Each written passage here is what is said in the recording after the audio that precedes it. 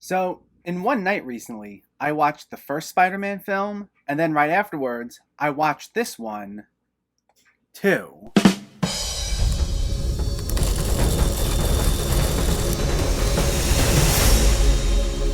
What's going on, everyone? Welcome back to my channel and another installment in my Spider-Man review series, where I review every single Spider-Man movie in the lead up to No Way Home. And today we're talking about the second film adaptation, 2004's Spider-Man 2. Before we begin, let me know in the comments what your thoughts on this movie were, if you already saw it or if you were planning on seeing it, and make sure to hit that thumbs up button if you like these reviews, as it helps me out immensely by getting my content out there. And if you're new here, I hope you consider hitting that subscribe button so you can stay up to date with reviews of new releases, older films, hidden gems, and so much more on a near daily basis. But let's jump right into it and let's talk about Spider-Man 2. This once again stars Tobey Maguire as Peter Parker, who's beset with troubles in his failing personal life as he battles a brilliant scientist named Doctor Otto Octavius, played by Alfred Molina. So before we go any further, as I do with most of my reviews of older films, this is going to be filled with spoilers. So if you haven't seen Spider-Man 2 yet and wish to know absolutely nothing, this is your spoiler warning. Go watch the movie, then come back to this.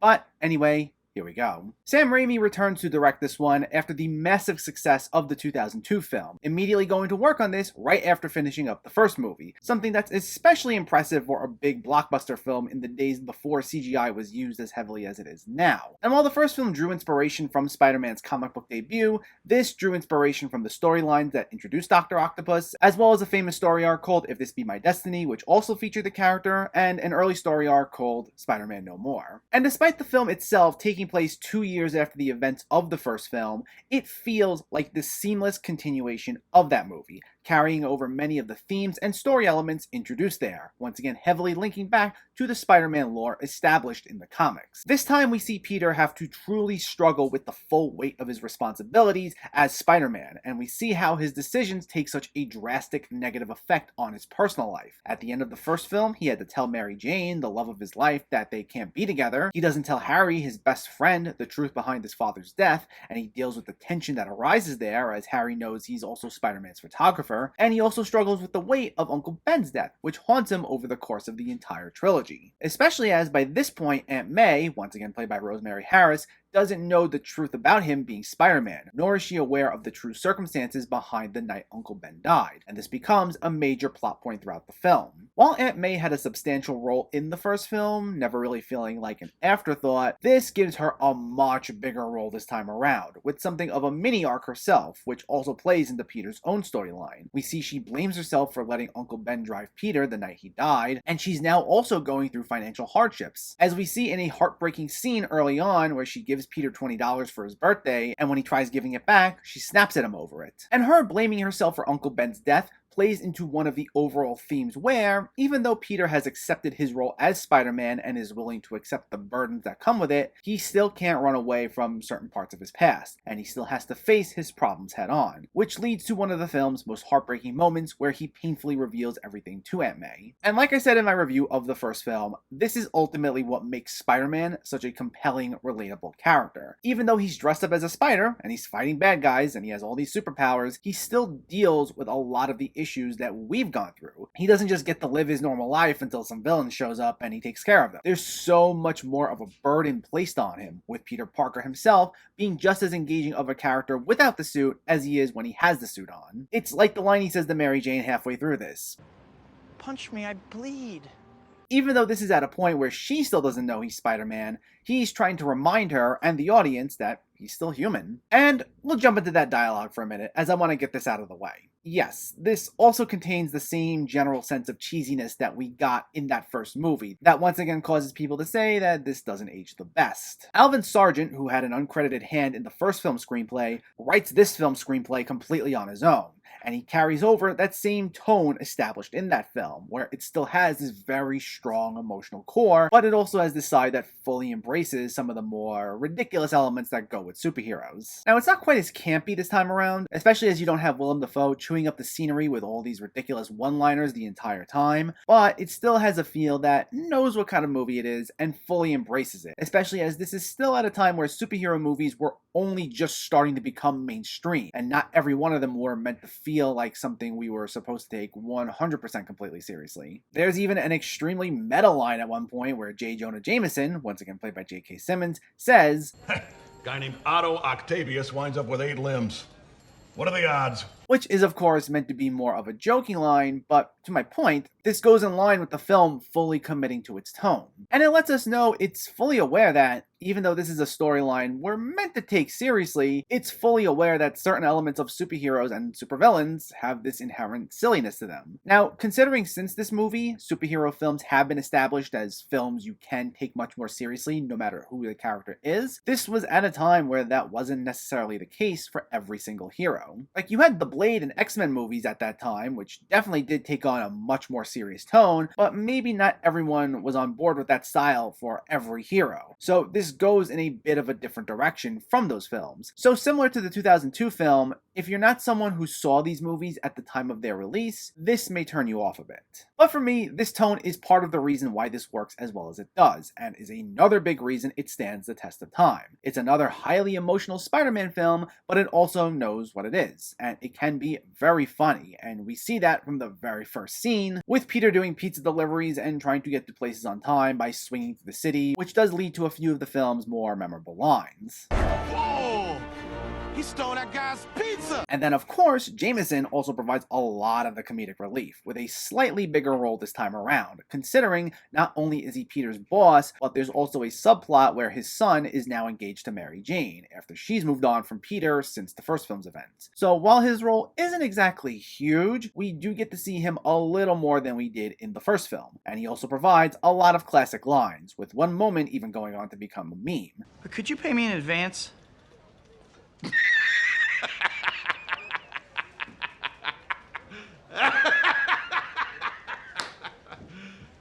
You serious? And J.K. Simmons once again clearly looks like he's having an absolute blast with the role. Plus, even when it comes down to the side characters that we only see for like a handful of scenes, they leave such a lasting impression, providing a number of good laughs. In the first film, we had the Macho Man Randy Savage cameo, and this time we have Bruce Campbell, who was in the first movie in a different role, now is the doorman who won't let Peter into the theater to see MJ's play, and we also have Peter's landlord, Mr. Ditkovich, a character who could have easily just had a few throwaway lines, but becomes a major source of comedic relief in the way in which he goes about asking Peter for the rent. And again, 20 years later, he's now become something of a huge meme himself, especially among Spider-Man fans. Rent! Hi. Hi. What's hi? Can I spend it? And you even have his daughter, who has this crush on Peter, but is socially awkward without the film ever making fun of her in a mean-spirited way, who also leaves such a lasting impression. That's really something that's a bit underappreciated with these movies. Not only did they have such emotional depth, but they had so many great one-off and side characters with such distinct personalities that the scene just popped every time we saw them. But even with the amount of humor here, this never really has any issues with tonal inconsistencies. This does a fantastic job of balancing out its spectacle, its action, and its entertainment, along with a strong emotional core. We once again get a big-budget, action-packed superhero film that's also balanced out with a compelling character drama, and it feels like those two forces are equally as strong throughout the film.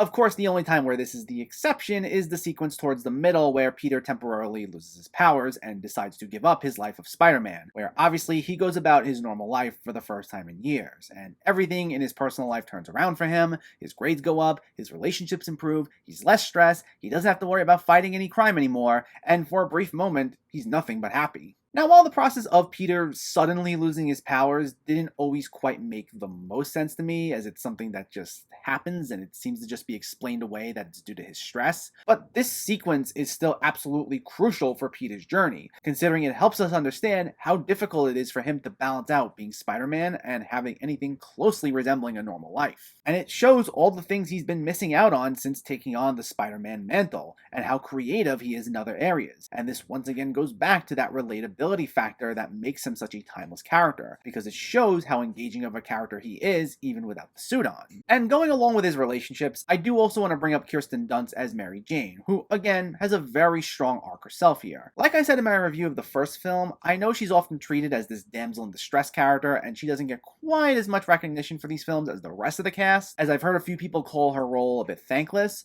but I thought she was great here. And Mary Jane once again gets a nice storyline where she seems like she's moved on from Peter, but she wonders why he keeps pushing her away and he keeps things at such a distance from her, even though they're supposed to be best friends. And we see how it keeps tearing her up inside, like when she sees Peter doesn't make it to one of her shows and he's the only one who hasn't seen her perform till that point. She's at a critical moment in her life where she's trying to figure herself out and she wants that support from the person who means the most to her, and she's not getting it, and that eats at her throughout the film. And it serves as a nice, seamless continuation of the storyline we got from the 2002 movie. Both this and that film, I feel, make for a great back-to-back double feature. They each have their own distinct, separate journeys with a satisfying beginning, middle, and end, and neither of the two films have the sense of feeling incomplete. But as I said at the top of this review, this is a direct continuation of the themes and the overarching storylines set up in that first film. The effects of masking certain painful truths to protect a loved one, the effects of the sacrifices we make for others, we see it through the storylines with MJ, with Harry, with Aunt May, and even though we get a satisfying story in the first film, it obviously left the door open for something much greater, and we see a lot of that culminate by the end of this film, with the reveals to both MJ and Harry that Peter's Spider-Man, and the different ways in which they take that news. For MJ, it all makes sense why she's being pushed away, while Harry, who vowed revenge against Spider-Man, is now in a total state of shock. And when we get to those moments, there's such a satisfying emotional payoff, which is what helps make these resonate so much with people. But even beyond its themes and its side characters, there are several other key factors that make this work as well as it does. Because at the center of it all is, of course, Tobey Maguire, giving us arguably an even better performance this time around as Peter. Like I said previously, he's completely in tune as to what makes Peter such a compelling character. And here, he gets to express an even wider range of emotions to express his complex nature, and all the inner turmoil that he's still facing. He even gets a few more chances to be a little more openly comedic. I know a big part of Spider-Man's personality is that he makes all these quips when he's in the suit, and despite his troubled beginnings, he's arguably always been one of the funnier superheroes, at least when he suited up. And even though he doesn't come out with these zingers every 2 seconds, here he does have a few more moments where he can get in a few good laughs. Looks uncomfortable. It gets kind of itchy. It rides up in the crotch a little bit too. And it doesn't feel quite as corny as some of the attempts at giving him one-liners in the first film. It feels like the flow of the character is understood a little more, so that was nice. And even those aside, due to this exploring Peter's psyche a bit more in depth this time around, it gives Maguire considerably more to do, both when in and out of the suit. He's being pulled in so many different directions, and he's in such a bizarre emotional state that he sometimes doesn't know which way to turn, and we see how badly he struggles with all that. So while I enjoy his performance in both this and the first movie, I'd say it's this film where he gives the better performance. And not only does this have a great hero in Peter, but it has yet another fantastic villain in Alfred Molina as Doc Ock. Once again, one of the greatest comic book movie villains of all time. Now, in a general sense, he does follow some of the same beats as Willem Dafoe's Green Goblin, where he's initially a good person, but a little arrogant, and he takes this huge risk with this experiment, and the experiment goes wrong, and it leads to this monster being made. But despite the general similarities, these are two completely different sort of characters. And what I like about Spider-Man's Rogues Gallery in general is that the majority of these villains aren't these one-dimensional evil people who want to cause chaos for the sake of it. There are a few, but that's not what they're usually about. Like Norman Osborn before him, Octavius here is someone who starts off as a genuinely good guy. Though unlike the Green Goblin, who loses his mind and he's ridiculously over the top and he's essentially a meme 20 years later, Doc Ock is considerably more tragic. Here, he's portrayed as someone Peter looks up to initially, and we even see him go to his house and they discuss scientific theory. He's this big romantic at heart, and this accident is caused by him trying to do something good, and it horribly backfires on him. Even though his bit of arrogance does play a part in his downfall, it's not as overt as Norman Osborn taking a serum that was said explicitly to not yet be safe. Here, Octavius's backup plan, which was putting in a microchip to prevent the tentacles from controlling him, even that fails, which leads to the monster being born. And this makes his turn to a supervillain considerably more tragic. And even though we're not on his side when he becomes the villain, it's more obvious that the good in him is still hidden underneath the monster. Him losing his mind is even more out of his control than Norman Osborn essentially letting the Green Goblin completely take over. We obviously see him take back control towards the end,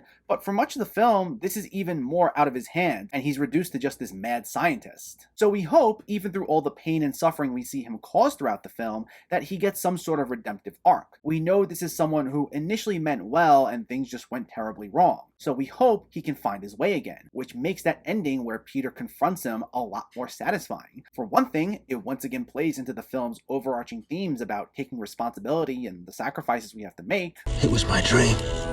Sometimes, to do what's right, we have to be steady and give up the thing we want the most, even our dreams. But it's also satisfying in the sense that Octavius is someone who can be reached, and he knows what he has to do in order to at least somewhat make up for the harm he's caused as this supervillain. You're able to appeal to his humanity, and when he sees what he's become, he refuses to let himself die a monster, as he himself even says. He's able to regain control of the arms and go out on his own terms. And it makes his arc considerably more satisfying, and it makes him probably the best written villain in the entire franchise. While I think the Green Goblin's the best in terms of pure entertainment value, mainly for Willem Dafoe's performance, Doc Ock is easily the most well-written of all these villains, with Alfred Molina also giving one of his best performances of all time here. But before we get that redemptive arc, we do get quite a number of great action scenes, and similar to the first film, all the fights here are absolutely memorable, and arguably even more well done, mainly for just how far it managed to come with the special effects in just 2 years. Whereas the first film was only using these big special effects on such a grand scale for the first time, it obviously wasn't perfected, especially considering how much CGI has improved since then. But it definitely came a long way with this film, with the set pieces, stunts, and effects looking considerably more stunning this time around.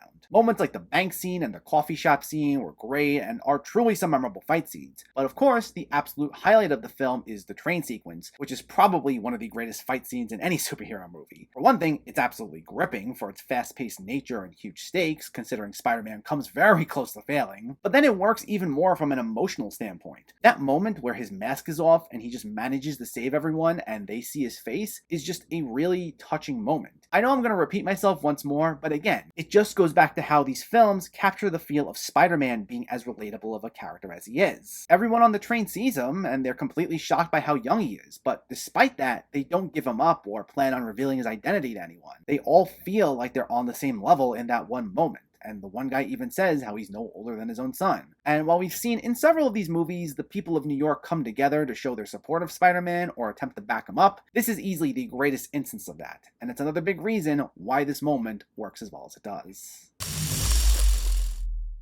Spider-Man 2 is yet another home run for the superhero genre. It's a rare sequel that not only manages to match the quality of the first film, but for many, it even outdoes the original in their eyes. While it does have some of the same few points brought up in the first film, just without as much of the campy edge this time around, it still feels so emotionally resonant and is just as compelling. It once again has some fantastic fight scenes, a great cast of characters, solid special effects, and one of the best comic book movie villains of all time in Doc Ock. This makes for a great double feature with the original, and it remains a timeless film. Spider-Man 2 gets a 9.5 out of 10. I know a lot of people consider this to be the better of the two, and to be clear, I still love it, but I gotta go with the first one just over it. Still a fantastic movie though, and one of the best comic book movies of all time as far as I'm concerned. Though up next, we're gonna talk about one that doesn't get such praise, Spider-Man 3. That should be fun. But in the meantime, let me know, did you see Spider-Man 2, or are you planning to see it, and what were your thoughts? Did you like this better than the first film, a little less than the first film? Let me know in the comments below so we can discuss. Also, if you enjoyed this video, please like it and share it, and for more movie reviews and film discussion, please make sure to hit that subscribe button to stay updated. Thanks for watching everyone, and keep having fun with film.